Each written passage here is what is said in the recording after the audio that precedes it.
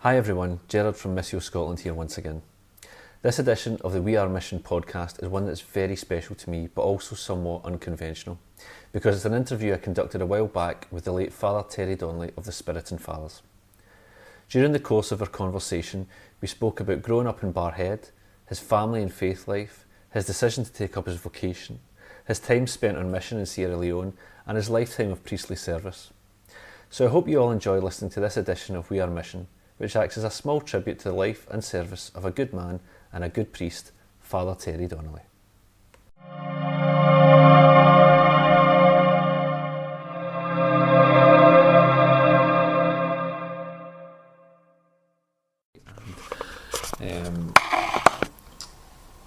Just to try and get a kind of flavour of each person, each kind of missionary, their background and all that sort of stuff. So can you tell me a wee bit about your background? You said you were from Barrhead. What was it like growing up in Barrhead? It was interesting. I grew up, before school, I spent quite a bit of time down in London with my grandparents, because my father was in the Navy. I was off to China, and all that business over there. But started school, St John's Barrhead, till I was 7. Then I went to Jesuits, so Ogilvy Hall, Lakeside, with my cousins, and then on to the college. Okay. And then after second year in the college, I had the notion of priesthood and so on. We knew the Holy Ghost Fathers because our seminary was in the Lake District, near Barrow-in-Furness, and I had relatives there, the brother and sister of my grandmother, and we used to go down there as kids, and they'd been supporting the Holy Ghost Fathers since the 30s. Right. So kind of by connection. Yeah. So when I had this notion, so that was, I know them, go that way. So I went, then transferred to the seminary in the Lake District, O-levels, A-levels, novitiate in the Midlands of England, 1966. And then to our own philosophy place, which was near, again in the Midlands of England. And then in 69, all the missionary orders, or 7 of us, merged their colleges to create the Missionary Institute of London. Right. And it was based on Mill Hill and Totteridge White Fathers up there. And so that's where I did my theology. Right. Okay. Going back to when you were your early years in school, were you quite a good student, or was there certain things you were interested in more than others when you were there? I was certainly, Aloysius, I was very good at science, rather than languages. Yeah. I was lousy at languages, which proved a problem, because in those days it was just post-Vatican in the seminary, and they were still big into Latin and Greek. Yeah. Which I struggled with. Yeah. And we are supposed to be a trilingual congregation, Portuguese, French and English. So trying to get that, going into the second, third year and trying to suddenly start Greek, Latin, French was a bit of a struggle, which I didn't really succeed too much at, and unfortunately didn't continue with the sciences, which was a pity in hindsight. Oh, but do you come from a big family, a kind of traditional Catholic? I am the eldest of 3. I've got 2 sisters, younger than me. Which is interesting, both, I suppose, because I was going off to exotic parts. Margaret Mary, who's still in Barrhead, went off to Ghana to start a school in northern Ghana, and my other sister, Susan, went to Mauritius to start school. She stayed. Margaret Mary came home, but went to Holyrood. Was a senior teacher in there till she retired. Right. Yeah. So there's always been a kind of sense of adventure within. Yes, and I suppose too, the sense that I grew from my father, who was in the Navy. Well, he grew up in India. Right. Okay. Bombay, and then joined the Navy and toured the world. Yeah. So there was always, we're always hearing stories about places. So I suppose that was part of it. And what about your mum? What was she like? Mum, she grew up she was born in Carlisle, but grew up in Watford from about the age of 7 because her father, my grandfather, was the supervisor on the mail trains. Right. And once he became supervisor, he worked on them, but once he became supervisor, he had to be based in London to collect the Royal Mail, as it was, take it north. Yeah, so that's where they grew up. She was a fairly big family. And yeah, well, one of her brothers died during the war. And one of my dad's brothers was shot down over Berlin, so just the names I then inherited to continue. But yeah, fairly supportive. I mean, I must say, the families were supporters as we grew up, and we're still as cousins. It's great to have that support right through particularly when I was on the missions. Yeah, it was always whatever they were. So within the kind of family unit, did obviously your Catholic faith play a big part in that? It did, yeah. Yeah, they were strong. I mean, Dad, certainly after he came back from the Navy and we were growing up, he was very active in St Vincent de Paul.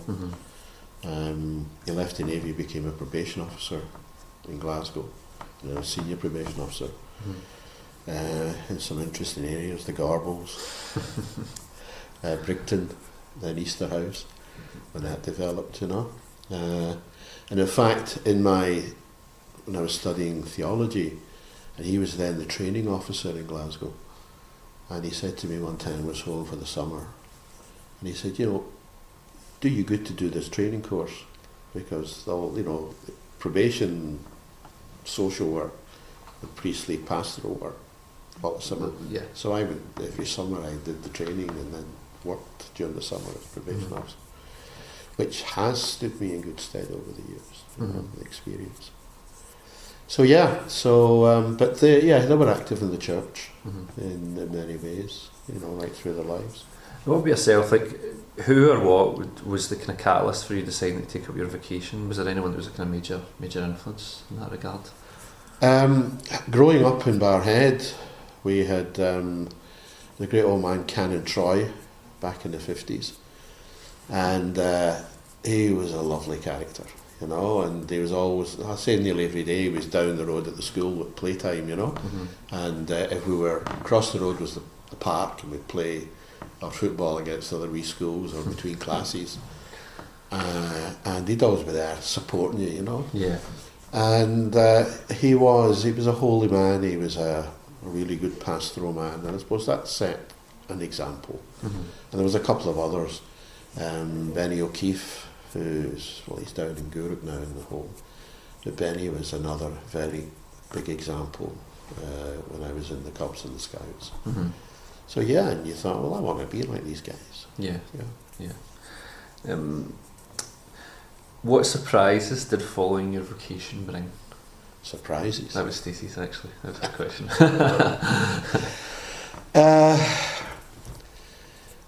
I think I got to a point, I have to say, in the early 70s.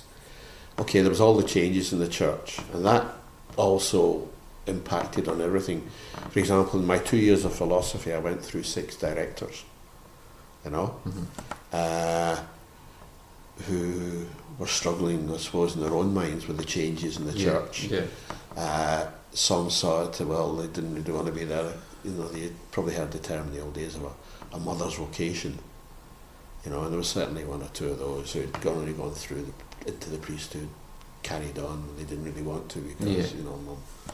And as soon as they saw the liberation, they were out the door and getting married or whatever.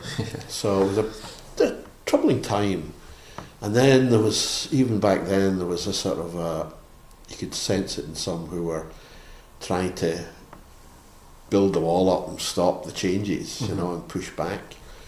And certainly as a student, I was finding the changes great.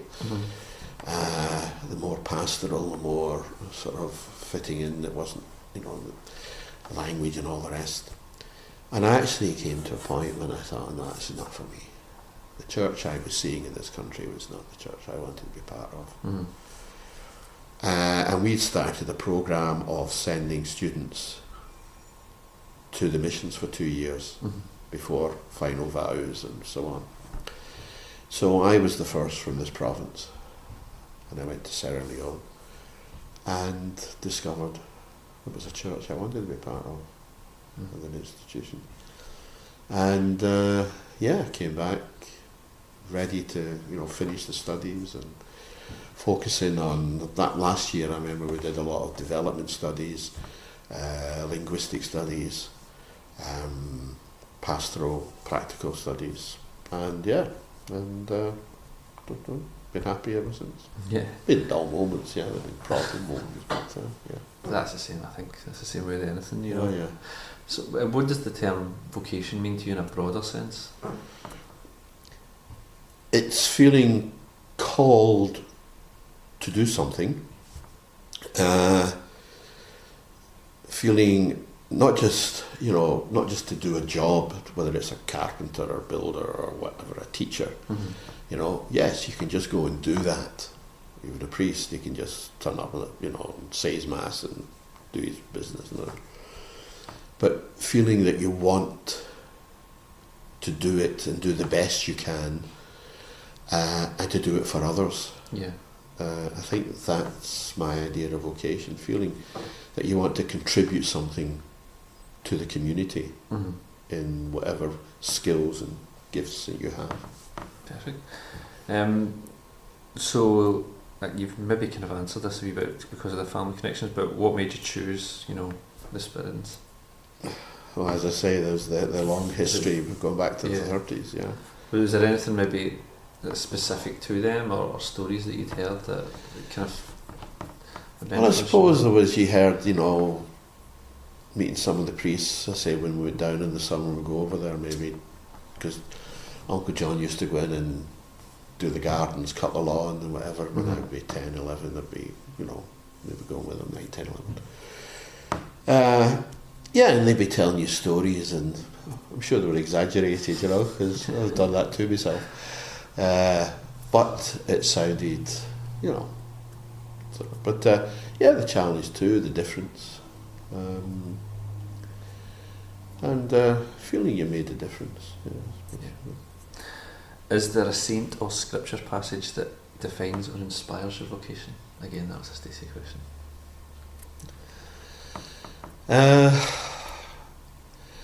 I'm very inspired by our founders.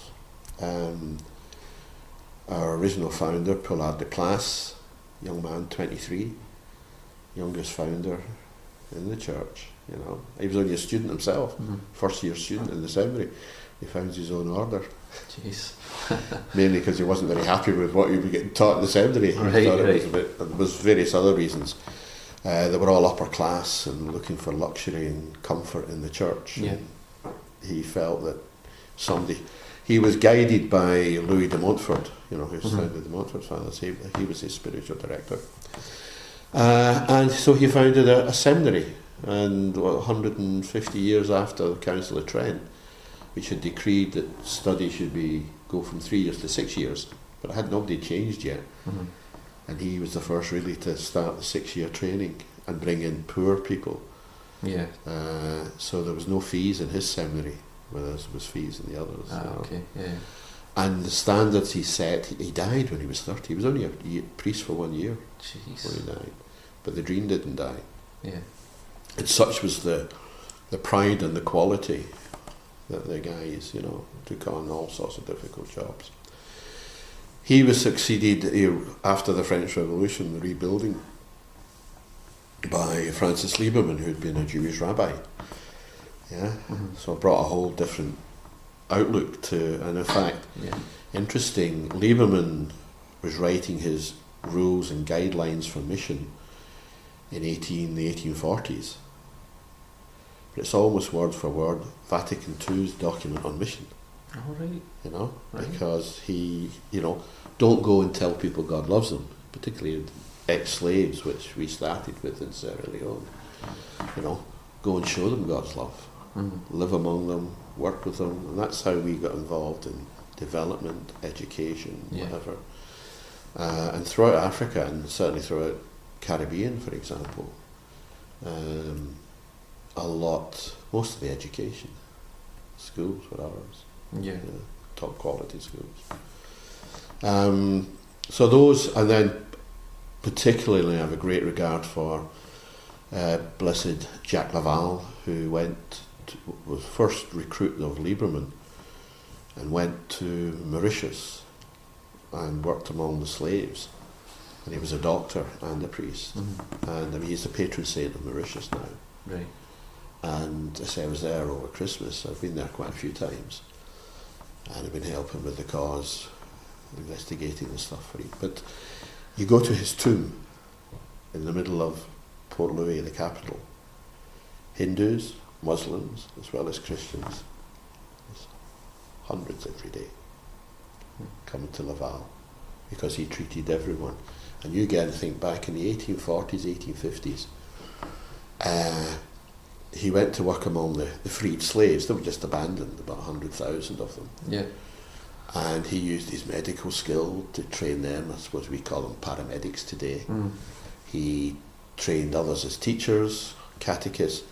But for that time in history, he then went and found the imams and said, listen, you've got people down here who you're ignoring, you know, your own, Muslim people. You're not going to do something?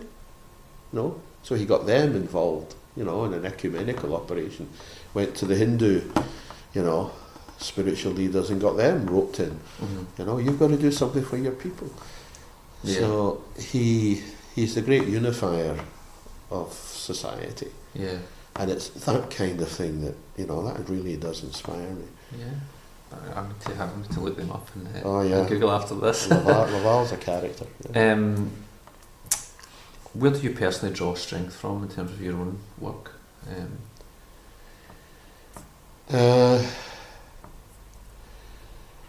try to, now in my ministry here, that was since I've been back from Sierra Leone, you try to serve the people where they are, and I think when you get a positive response, even if it's a little thing. I was in a parish recently, saying Mass, and they were saying to me, there's new servers, and be careful, they'll be a bit on, and I said, okay. And I went in and they said, oh, it's you.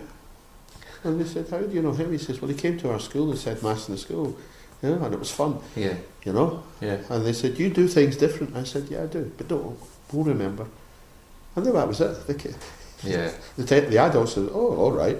Yeah. And I thought, well, those kids remember from a year ago, and they were maybe I gave them some of the joy of God. And I think because for me, it's the love of Jesus, it's the love of God for us that's the message, not the rules and regulations. We can adjust those. And particularly at times of, for example, a funeral, people come along, they're distressed, they've lost a loved one, and you say, well, we'll do this. I had one recently, it was up in Larkhall, and when he was away, so they came and they said everyone had all these secular songs. Yeah. And then we were going to this crematorium, right? So I said, look, it'd be nice to have some religious stuff. Oh, but she loved that. I said, yeah. But when we go into the crematorium, we'll do that one. When we shut the curtain, we'll do that one. And we'll have that one in the middle. Well, that'd be great. Right? So now we can slot some hymns into the middle, Yeah. So I'm trying to keep them on a path, We had one secular one as they carried the coffin out. I could live with that, Yeah. So you're working with them. Same with baptisms. Particularly the siblings, even though they're very tiny, I'll get them to hold a cloth for me, or come up and help me, so they feel that they're involved with it, and they're part of the liturgy. Yeah. They feel involved, and I think that's important, that they feel yeah, I had an interesting experience. Last year I did a wedding for a friend down south. Mm-hmm. I've done all the kids in the family actually, but this was this eldest daughter 2 years ago, and marrying a lad who had not even baptised, no faith at all, but a lovely lad. And I'd actually, she met him the same time I did. He was at her elder brother's wedding, you know. Mm-hmm. That's when they met. Anyway, a lovely lad. And he was the one that came to me and he said, I'm going to propose, but I want you to do the wedding. I know it's important to her, but it's important to me too. Mm-hmm. But you do understand that my family, none of us go to any church. Mm-hmm. So, so we decided we wouldn't have a mass, we'd have a, marriage ceremony in the church. And I sat with them and I sat through it, so they all felt involved in the end. So much so at the end of it, at the reception, 2 of his cousins come along, or 2 of his mates come along and said, we do my wedding. And I said, well, I can't really do that, Yeah. But obviously they'd got something from the wedding, and what I was talking about in the homily. And I think that's important. If you're bringing people to come to love God and respect God, then I feel I've done something worthwhile. Excellent. Your vocation itself, where is it taking you? Which countries have you been?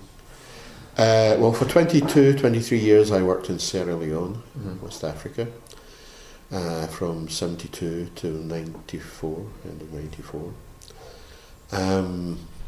Well, technically I suppose I was there till the end of 95, because from 90 through we had a civil war, which was not very pleasant. We had a military coup, 1992, and with mixed. The coup was bloodless, and it just inefficient, corrupt government, 18 years of corruption.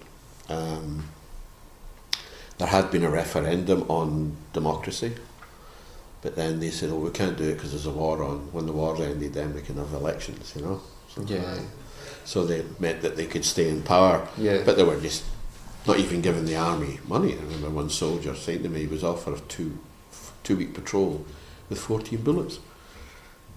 Jeez. Not even a full magazine on his, AK-47. I said, what are you going to do? He said, well, each day, boom, a monkey or a goat or something for his dinner. And when the bullets are finished, I'm coming back. They're not going to fight rebels that way. No. It was quite a difficult time. I was quite involved in many ways.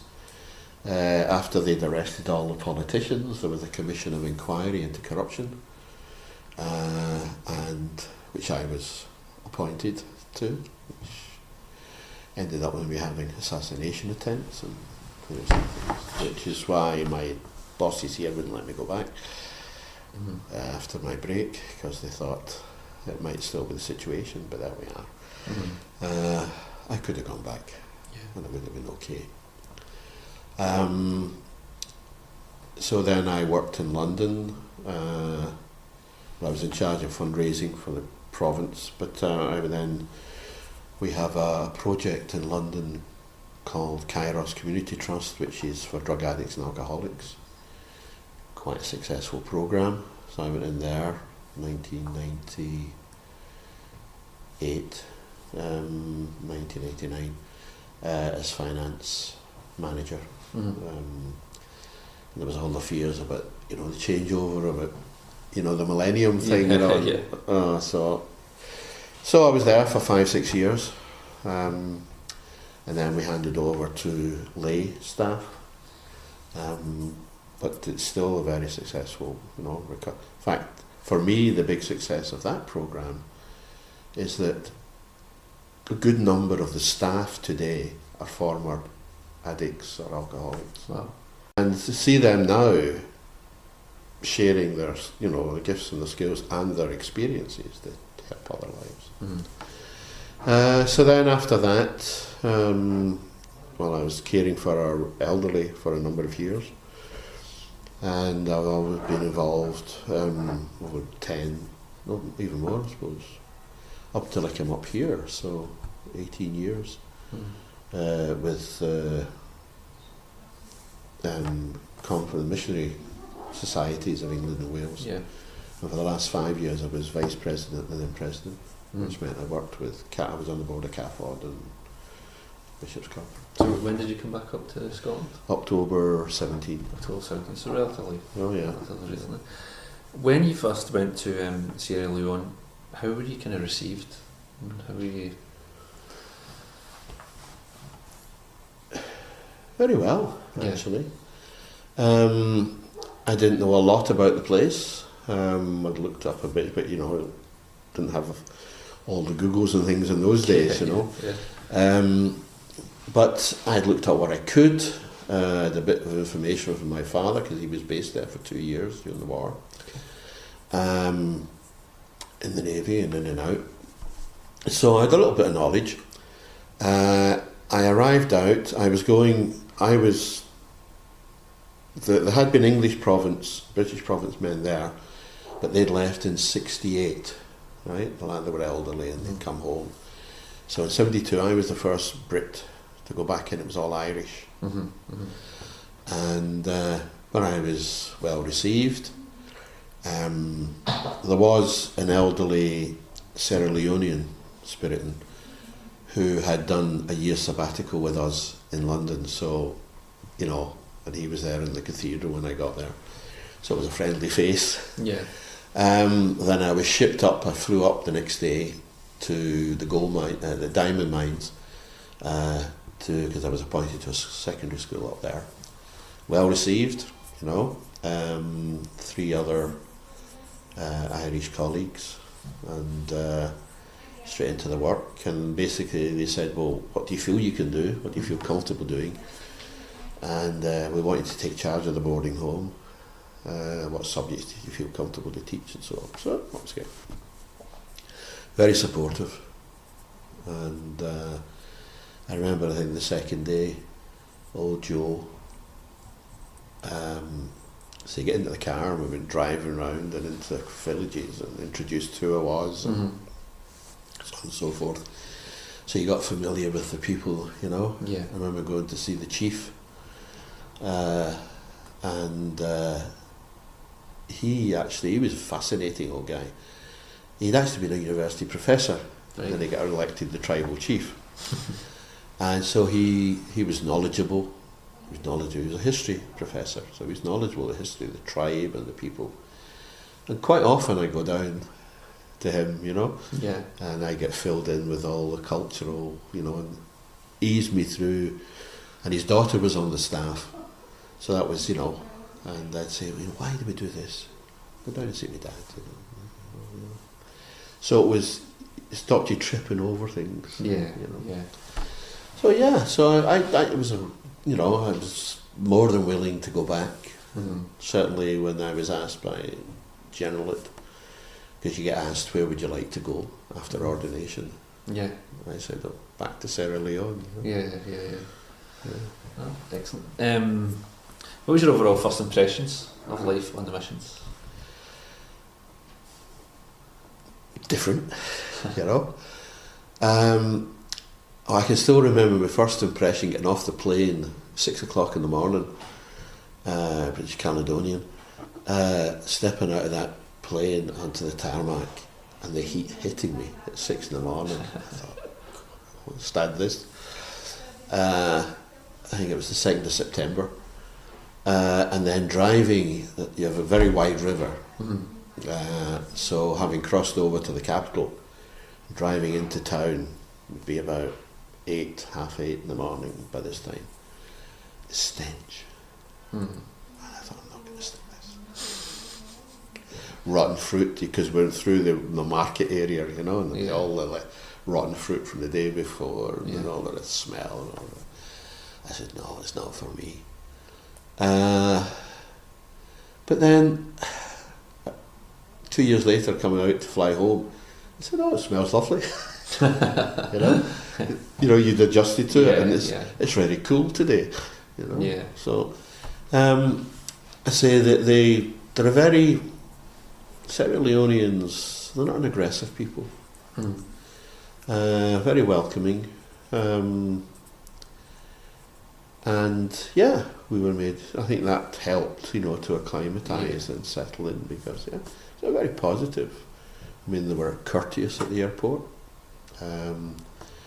which some years later I went down to Nigeria, and it was all brash and aggressive, and I never go back there. I'm never going back there again. But Sierra Leone, why have you come? Oh, very good, okay. So, of course I wasn't aware of the Islamic Christian, that I suppose you presumed you were going to something like here. But yes, no. Yeah, I found the people great, and they still keep in touch, which is lovely. Yeah, excellent. Do you have any kind of standout memories or stories from your time in Sierra Leone? Anything that maybe you keep coming back to and remembering? Yeah, there's several, I suppose. All the different situations that we were in. I suppose that the ones that probably vivid in my mind would be the latter years. I spent the last 8 years on an island. Before that I did 4 years as secretary to the bishops and sort of administrator of the archdiocese, doing all the business.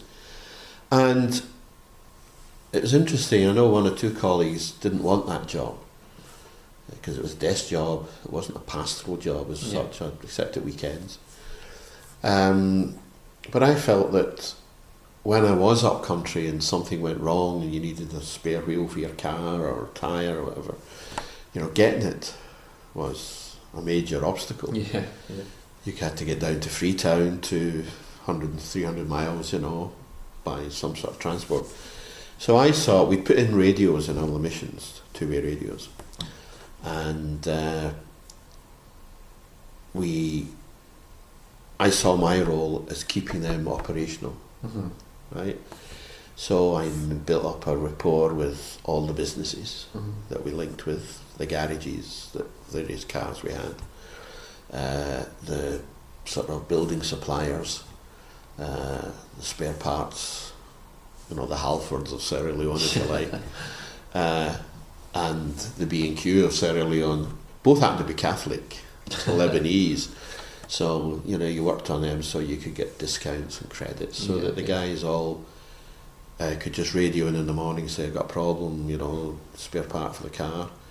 I'd send out a couple of guys who worked for me, Mohammed, particularly my driver, and I give him a note down to whoever, get this part.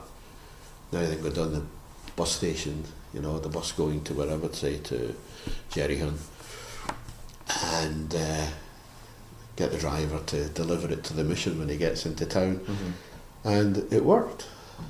So I feel that was a good service that kept everything ticking over. Then later I went down to the island, and again it was a mission that very few really were inclined to go, particularly Africans. They didn't like water. And it could be quite choppy.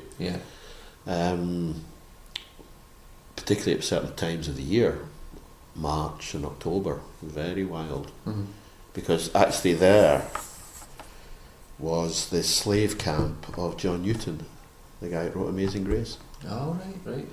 And it was in a storm in the bay that he thought he was going to die and renounced his ways and changed his ways. In fact, the parishioners they always say it's our hymn, it's about us. But so I was very happy there. I suppose the outstanding situation there was they didn't have, they got this, they started the Navy. Britain gave them 2 gunboats, and they had no idea of navigation, but they knew I went up and down the rivers and the creeks all the time, so I got roped in as instructor, navigator, chaplain to the Navy, and then found myself being promoted to captain.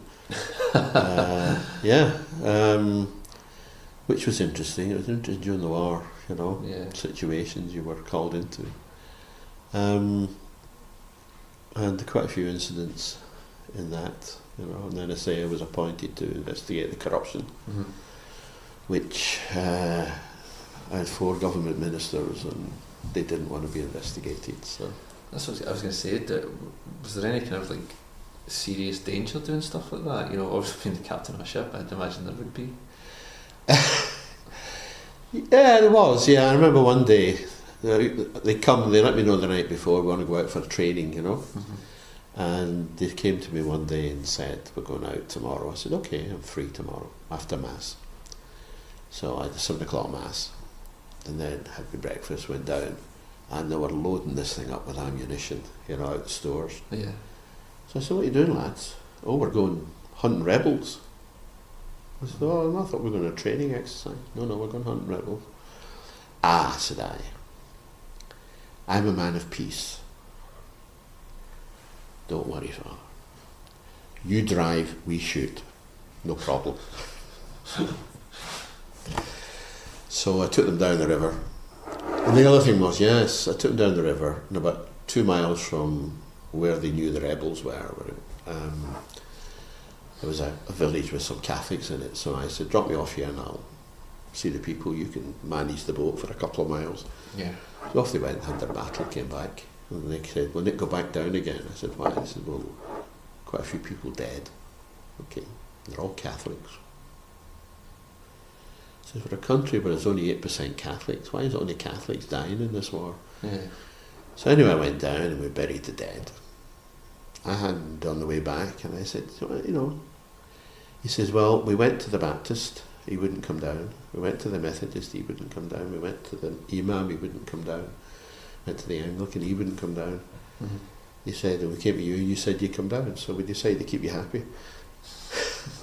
So they weren't? No, they weren't. Anything. Yeah. But anyway, so I became the so I'd go down and, so that was... Was that the rebels? Rebels, and the soldiers we bring back, but rebels we just... And the villagers maybe, that were caught in the crossfire. Or that the rebels had killed maybe, when they had attacked the village the day before. So yeah, there was instances like that, Yeah, it was scary. I mean, one of the ministers, he hired an assassin who emptied his AK-47, but not one bullet hit me. Jeez. No, the kids had an answer for that. That I had a ninja guardian angel. So the rebels hired somebody to take you out? No, the government minister that I was investigating for corruption. Oh, the corruption, yeah. Who was a staunch Catholic. Jeez. But interesting too, the way they think. He was arrested, he was a soldier. He was arrested, he was duffed up by the military police, then brought to our clinic to be patched up. And then they came to me and they said, you've got to have a bodyguard. I'd had 6, 8 presidential guards assigned to me, and I couldn't live like that. These guys walking around everywhere with you. Yeah. So I sent them away. And this was a couple of weeks after. And so they said, you've got to have a bodyguard. I said, okay. One. I said, okay. The guy who had been the assassin was appointed as my bodyguard. Right? They duffed him up. They'd had him in the military jail. Then they brought him around. He said, right. He was a Muslim. Muhammad was his name. He said, now, if Father even falls off his bike, we're going to shoot you. You got that? Yeah. It's your fault. Then it happens, it's your fault. Right? And he slept outside the mission house every night. And if I was called out to a sick call, he'd be there. He was probably the best altar boy I ever had at the end of the day. Jeez. He'd be there with the holy oil, somehow anointing somebody. That's one way to redeem yourself, I guess. Yeah. And he heard about 2 other attempts, and we caught them before they got anywhere near. So did he shoot you at all, sort of thing? Like, did you take bullets or? None of them hit me. No. Jeez. An AK-47 knocks up as soon as you pull the kick. And if he'd have aimed at my feet, he'd have probably got my body. But he aimed at my body and my head. And of course, it just went straight over the top of me. Yeah. Jeez. But it was kind of, when bullets flying past your ears. It's like when you were kind of on the boat and stuff like that, were you never like worried that the rebels might shoot you, or because you'd maybe be seen as like being on the side of, the well, no, I guess that the boys would, do the shooting back, keep me safe. I used to go down Christmas Day. I used to go right down the creeks a couple of hours after midnight mass in the main island. I go off and they're gathered from one of the creeks, actually where Newton's camp had been. Yeah. And I remember going and asking for some of the troops to come with me. And the officer in charge said, "Oh, we'll ask the Catholics." And he came back, he met me next day and he said, "Got a wee problem?" I said, "Why?" He said, "I've had complaints. Why only Catholics can volunteer?" I said, "I didn't ask for Catholics." He said, "Well, I did." I said, "So we just opened it up. Yeah. So you'll have 6 men on Christmas morning,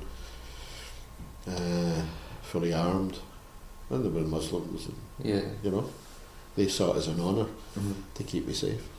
What were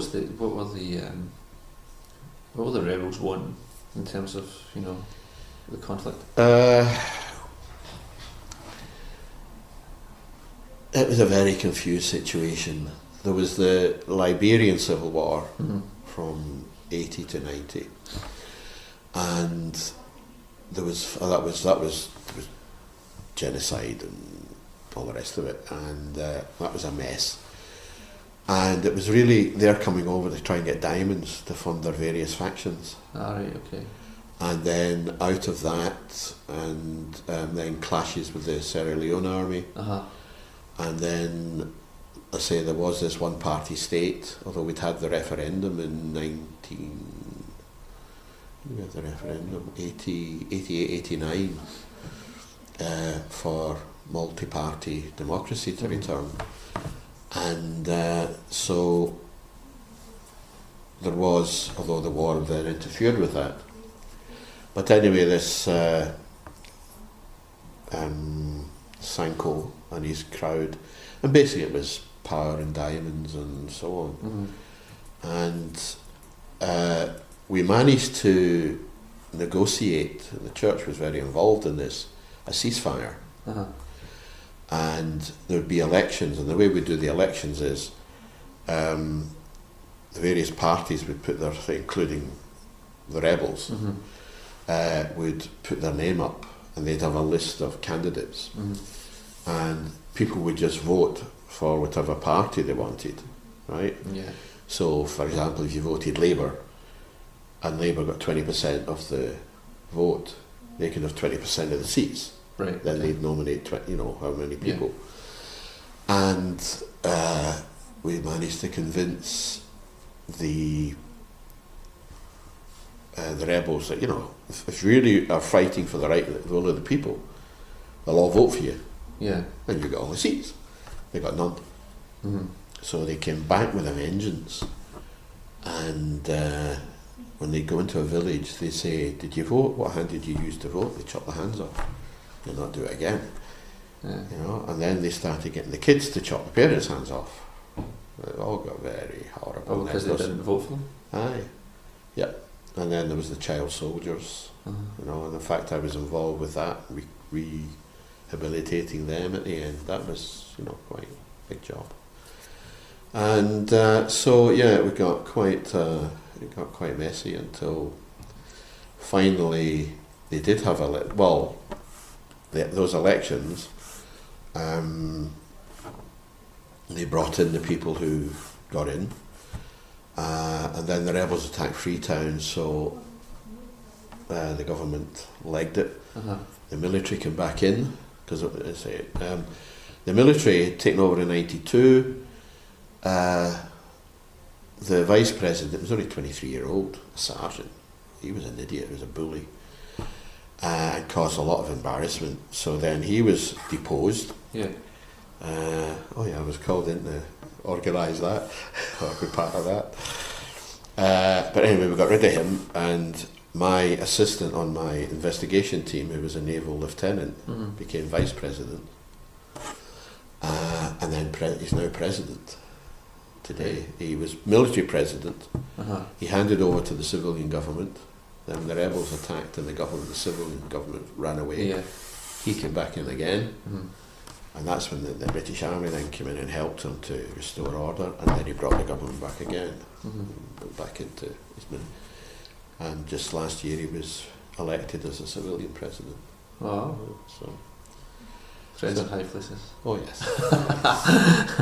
And the Archbishop I taught in school, so.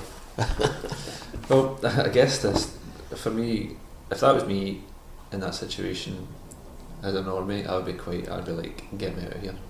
So this maybe leads into my next question in terms of what are the most important qualities or characteristics that a missionary must possess?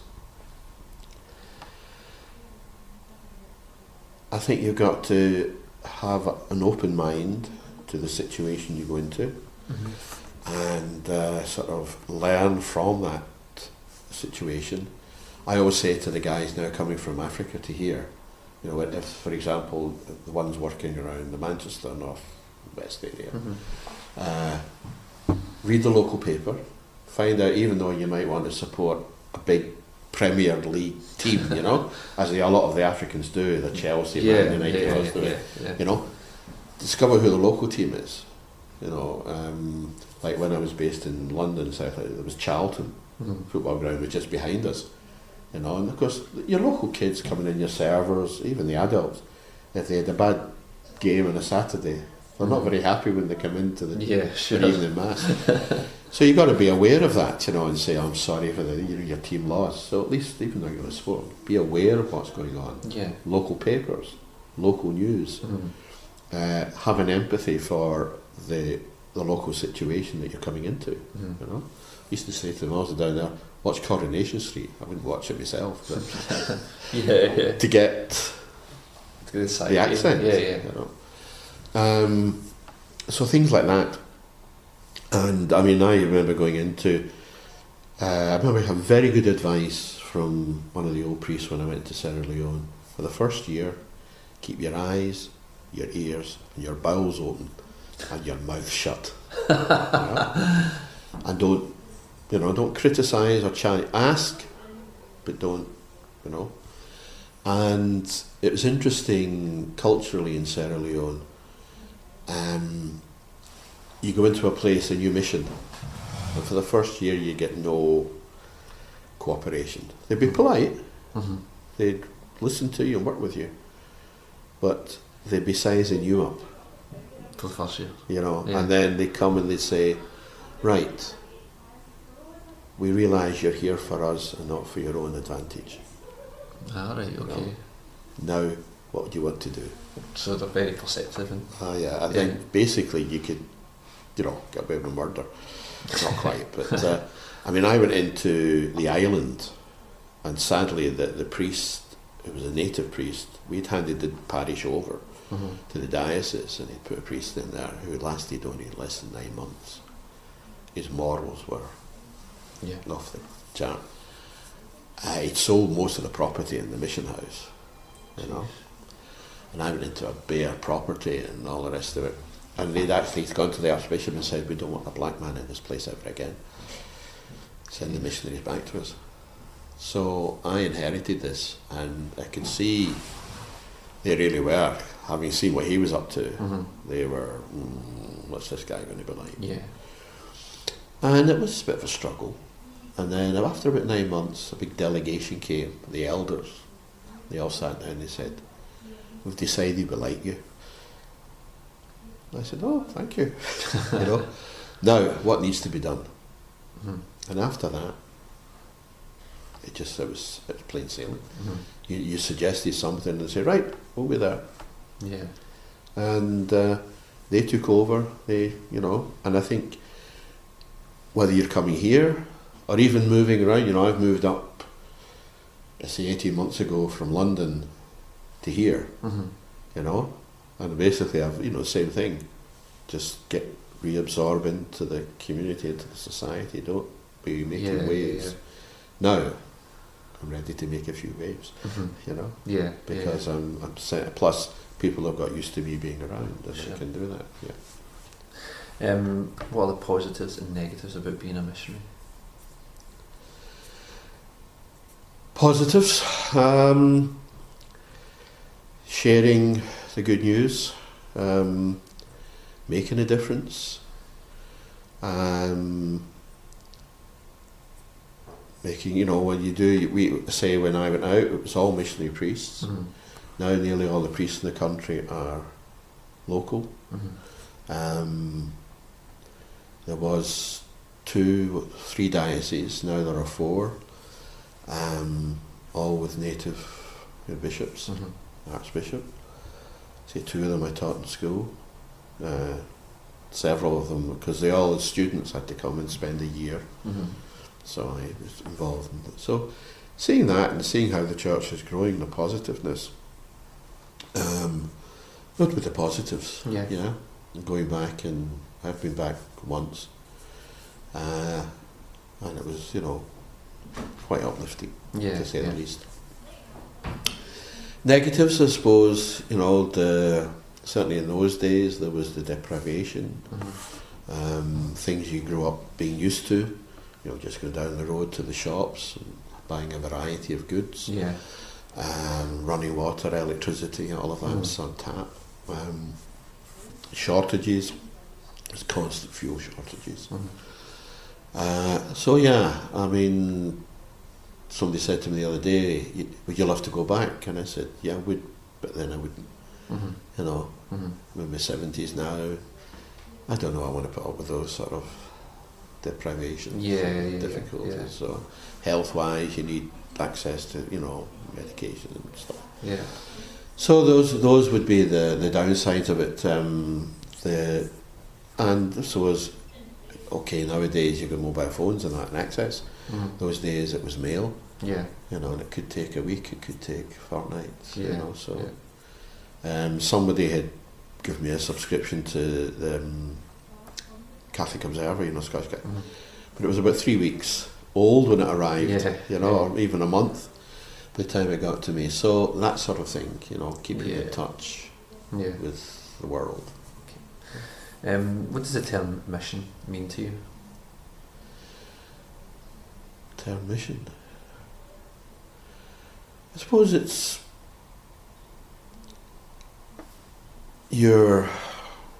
what you're setting out to do. You've been sent to do something, you know. As I say, sharing that good news, trying to make a difference in the world, whether it's climate, you know, whether it's social justice or various types of justice, and just maybe, I suppose, to be honest, one thing that permeates my homilies, wherever situation I'm in, is kind of, what are you doing about the world? You know, it's not just me, but what are you doing about the world today? You know, it's not perfect. God made it, and I'm sure when He made it, it was perfect. So what have we done to it? What are we doing to it? What can we do to it? You know, we should be leaders. And even, you know, particularly at the moment with all this Brexit and what have you, you know, we have a role to play in welcoming the stranger, you know, being open. And even, I mean, one example, when I worked with Kairos, and talking to the lads that have come in, and sometimes just because somebody actually stopped and said hello, you know, when they were out begging on the street, and said, don't you want help? Well, yeah, well, I know a place that'll help you. So it's not as if you need money to do good. You just have to have the will to reach out to somebody that may be disadvantaged in one different ways. I mean, if I think the next question, you probably just answered that there. It was kind of, how can lay people be missionaries, and what's the best way they can live out their mission? But I think you've probably just that's covered exactly that. All of us has to do it. What about there was the current situation for the Spiritans today, kind of worldwide? How is it? Worldwide, there's 3,000 of us in 65 or more countries. We're doing well. In the old recruiting centres, Europe, North America, not so good. But in the new provinces of Africa, Caribbean, well, Caribbean's not so good. But certainly Africa, Asia, you know, the numbers are there. Yeah. And each year we're ordaining and appointing about another 40, 50 people. So yeah, the work's there. There's no doubt about that. In the year 2000, we went into Asia. We'd been there way back in the 1700s, but pulled out. Yeah. And we're back in, and in fact, colleague mate of mine who started the same time as I did from Guruk, a guy called Brian Fulton, went to Vietnam, and he couldn't. He went as a social worker, right? We have in France we have an outfit which would be France's equivalent of, say, Dr. Barnardo's, children's homes. We've got thousands, 20 homes around France.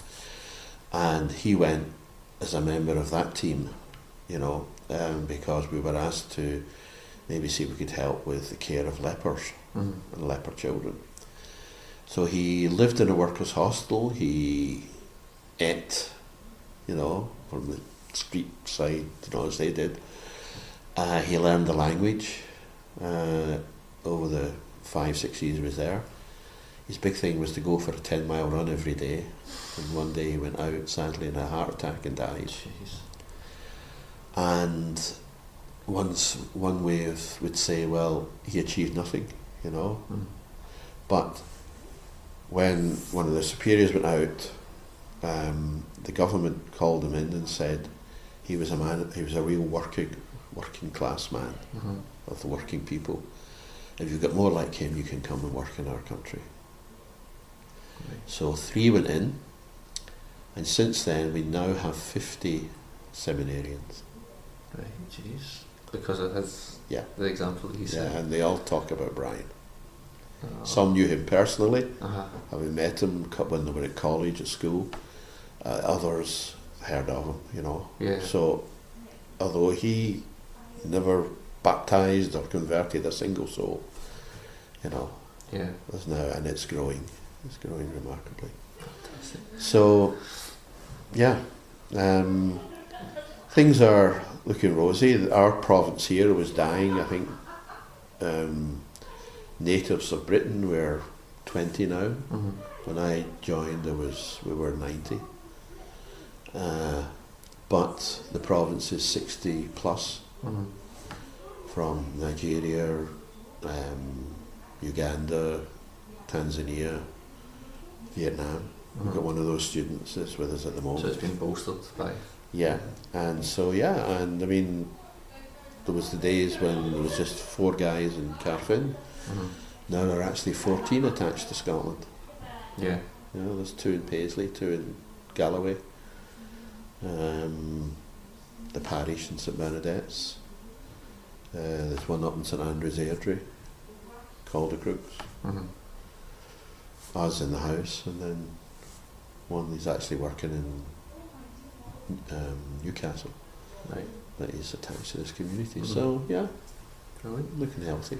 How do you think the situation of the church here in Scotland differs from the church in Sierra Leone?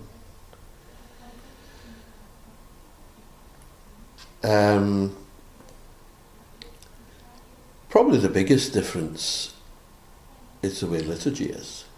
Yeah, we tend to be very staid and, when it's there, exuberant, and, there's song and dance and, liturgy. I suppose because when I grew up in the 50s, it was still a bit of a ghetto, there was, a little sense of, we're fighting our position. And whereas now people are comfortable with their position, I think once people get comfortable, they get lazy, So I think too in those days, I remember in Barrhead there was 4 priests, so they were doing everything. You know? Even when I was at college and when I was ordained, there were still 3 priests in Barrhead. You know, then you're down to 1. You know, and the jobs in Sierra Leone, the people did all the practical jobs. You know, certainly on the island. I mean, after Mass on a Sunday, there was about 6 fellas that were all in the building trades, you know, carpenters, builders, you know, whatever. Yeah. And they'd walk round, they'd look at that, it's getting a bit dodgy, you know, look at that. They'd walk around the house, the school, you know, and they kept an eye on everything. And they would, you know, keep topping things up or patching things up. It was their responsibility, it was theirs, you know.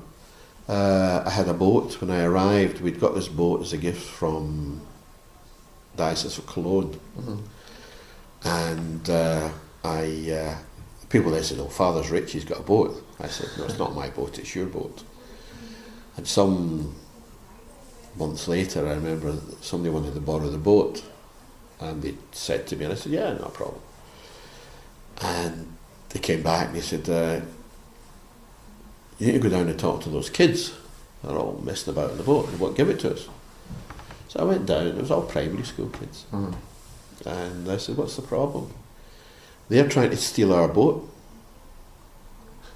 And the person said, "No, it's Father's." I said, "No, Father said it was our boat." "You're not having it." "Oh, really?" I said, "Well, you need to ask them." So anyway, they said, "You need to take somebody who was sick to the mainland." Okay.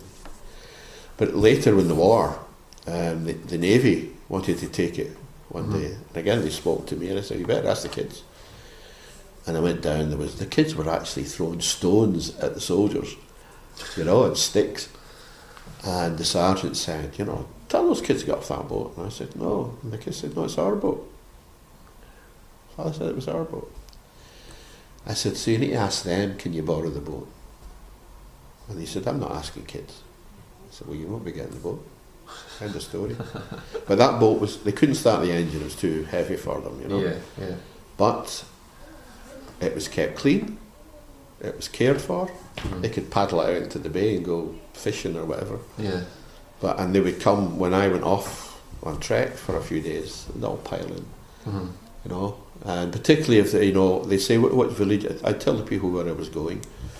They say, "Oh," the kids say, "My granny lives there, or my auntie lives there," or whatever. So they'd all just sleep in. So I'd have 10 kids in the boat, and they get to the village and they'd all pile in and they'd be looked after, you know. So you're a captain of 2 boats then?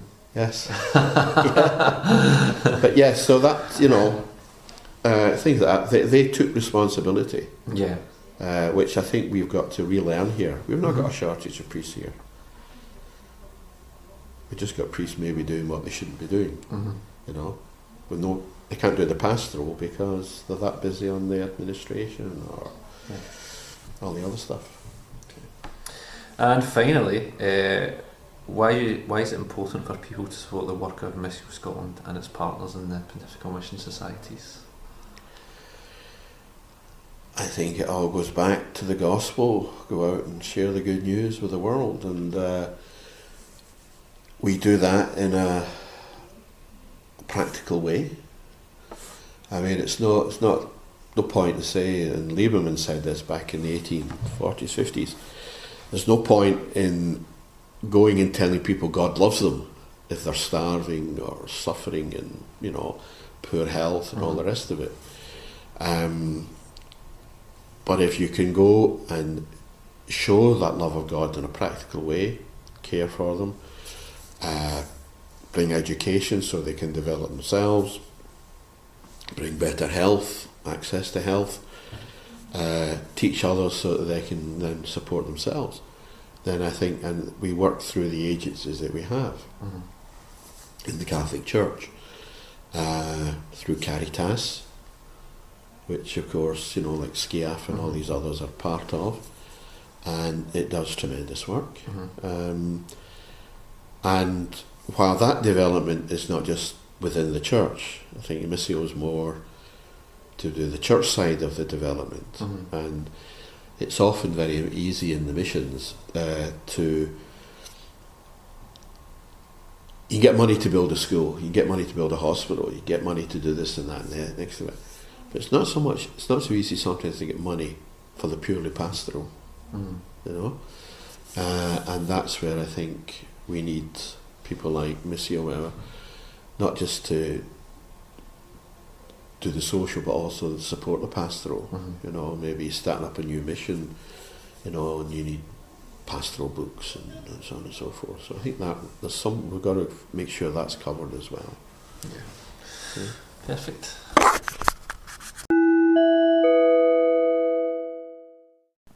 Missio Scotland is the Scottish branch of the Pontifical Mission Societies, the Pope's official charity for overseas mission. To learn more about the work of Missio Scotland, you can visit our website www.missioscotland.com.